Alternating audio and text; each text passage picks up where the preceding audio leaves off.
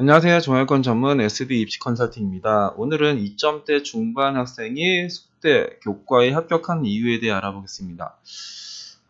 숙대 2022학년대 입시 결과를 보면은 이제 문과에서 가장 높은 쪽이가 1.76이었고요. 가장 아래가 이제 2.3이었어요. 이 친구는 한 2.6 정도, 2.6, 2.7 정도였던 것 같은데, 그러면 이제 우리는 어디를 써야 되냐? 이제 가장 밑에를 써야 되냐? 그러면 안 되겠죠. 왜냐면은 내가 이제 어떤 대학에서 하나도 못 이긴, 그 점수에서 여기서 평균 점수에서 내가 하나도 못 이기고 있으면 그 대학의 가장 아래를 쓰는 거는 가장 안 좋은 선택지가 될 수가 있어요.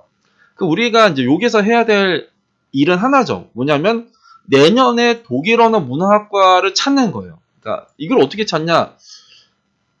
어떤 기준을 갖고 이제 찾는 건데, 기본적으로 이제 이 학과의 순위, 이게 필터를 하면은 이제 위에서부터가 이제 높은 학과라는 거잖아요. 그러면 어떤 학과가 내려올 수가 있냐 하면, 일단은 그러니까 그 친구가 합격한 거는 이 가족 자원 뭐 경영학과였는데 2.04에 이제 한 명 빠진 거란 말이에요.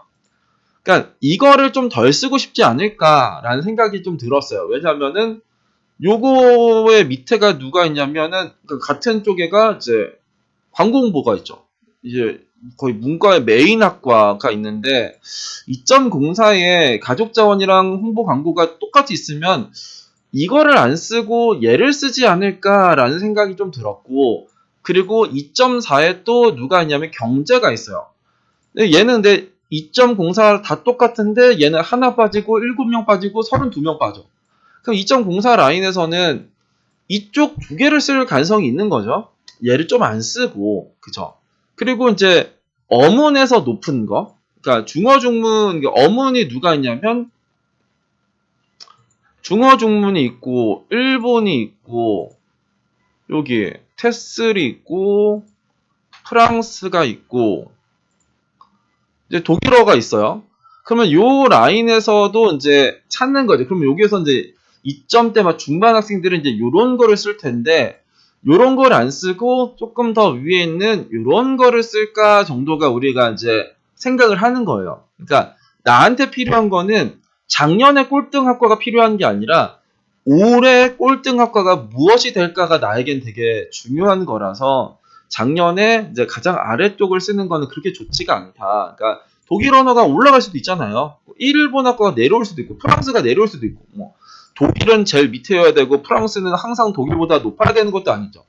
근데 이제 프랑스 밑에 누가 있냐? 이런 친구들이 있어요. 어떤 친구들이냐면 소비자 경제, 정치 외교, 문화 관광. 얘네보다 훨씬 더 좋아하는 것들이 아래에 있네? 그러면은 얘를 안 쓰고 얘네들을 쓸 수도 있는 거잖아요. 그죠? 프랑스 언어를 안 쓰고 소비자 경제를 쓰고 프랑스 언어를 안 쓰고 정치 외교를 쓰고 프랑스 언어를 안 쓰고 이제 문화 관광을 쓸 수도 있는 거예요. 왜냐면은 이쪽의 학과를 얘네보다 더 좋아하니까. 그러니까 얘네보다 위에 있는 쪽에서 어떤 학과를 좀 골라볼까 정도를 우리가 고민을 할 수 있었는데, 여튼 숙대 같은 경우에는 항상 점수 때는 막 2점대 초중반에서 막 2.1, 2.2, 2.4 평균이 막 이렇게 나오게 발표를 하는데, 2점대 중후반이면은 이제 숙대 교과는 항상 도전을 해볼 수도 있지 않을까? 막 2.7이든 2.8이든 2.9. 당연히 안전한 건 써야겠지만, 안전한 뭐 여대를 쓰든 어떤 대학을 쓰든 2점대 중후반에서 쓰고, 하나 정도 교과에서 내 2하 5 정도 맞출 수 있다라고 하면 뭐 숙대도 쓰고, 근데 그 친구가 이제 뭐 붙었던 게 숙대 붙고, 뭐 숭실대도 교과로 붙고, 뭐 여튼간에 6개가 다 붙었대요. 여튼 그 중에 하나가 숙대였는데, 우리가 뭐 6개를 다 붙어서 좋을 건 없잖아요. 그냥 고만고만한 6개를 다 붙을 바에는 내가 그냥 고만고만한 쪽에서 한 3개 정도, 2-3개 정도는 안전하게 쓰고, 나머지 이제 3개 정도는 2-3개 혹은, 그러니까 2개 혹은 3개 정도는 조금 높은 거 써도 상관없다. 그러니까 숙대를 쓰든 아니면 뭐 더 위에 막 외대를 쓰든 아니면 시립대를 쓰든, 시립대도 예전에 내신 3등급이 이제 교과로 합격한 적이 있거든요.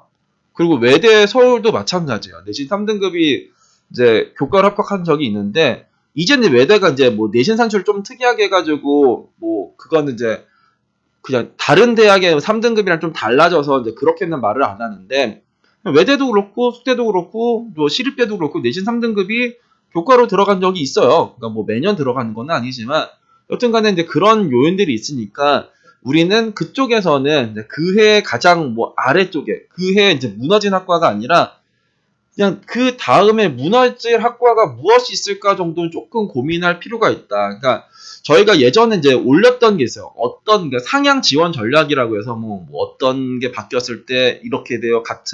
같이 보는 학과가 있는데 거기서 높은 걸 쓰세요. 뭐 추가 합격 인원이 뭐 또 이제 상향 지원 전략의 하나다. 그게 꼭 많이 빠져야지 합격 확률이 높은 게 아니라 어떨 때는 충원 인원이 없을 때 지원 전략도 나쁘진 않다. 이제 그런 식으로 계속 이제 올렸었던 것들이 있으니까 한번 참고하시면 좋지 않을까 싶습니다.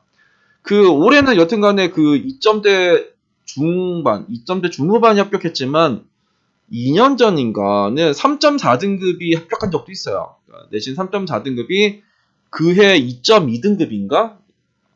그해 1.9등급짜리를 학과를 3.4등급에 합격한 사례도 있었습니다. 그래서 뭐 2점대 중후반이면 당연히 상향이겠지만 뭐 충분히 할 수 있는 상향이다. 그 정도는 아셨으면 좋겠습니다. 오늘은 내신 2점대 중반 가족자원경영학과 합격 후기에 대해 알아봤습니다. 감사합니다.